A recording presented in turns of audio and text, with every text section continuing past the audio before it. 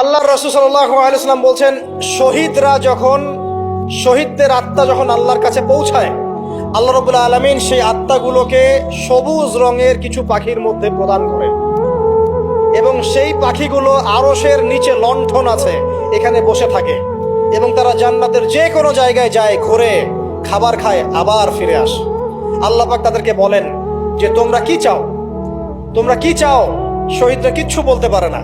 কি চাইবো? আল্লাহ এত নিয়ামত দিয়েছেন, কি চাইবো?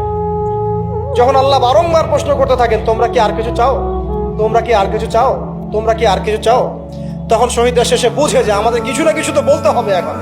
তখন তারা বলে, হে আল্লাহ, আমরা আরো একবার পৃথিবীতে যেতে চাই এবং তোমার পথে জীবন দিয়ে আবার ফিরে আসতে চাই। আল্লাহ পাক বলেন, এই সুযোগ তো আর নেই, অতএব তোমাদের আর কিছু চাওয়ার নেই, তোমরা এখানেই থাকো। আরেকটা হাদিস শোনেন, রাসূলুল্লাহ সাল্লাল্লাহু আলাইহি ওয়াসাল্লাম বলেছেন, এই হাদিসটা ওমর রাদিয়াল্লাহু আনহু থেকেও এসেছে, যে তোমরা যদি, হে মানব জাতি বা হে মুসলিমরা, তোমরা যদি আল্লাহর কুল করতে, ভরসা করার মতোই ভরসা করতে, আল্লাহ পাক তোমাদেরকে পাখিদেরকে যেমন করে রিজিক দেন, তোমাদেরকে ঠিক সেইভাবে রিজিক দিতেন। তোমরা কি লক্ষ্য করো না যে পাখিরা খালি পেটে বের হয়ে যায় বাসা থেকে সকালবেলা এবং সন্ধ্যাবেলা ভরা পেটে বাসায় ঢোকে?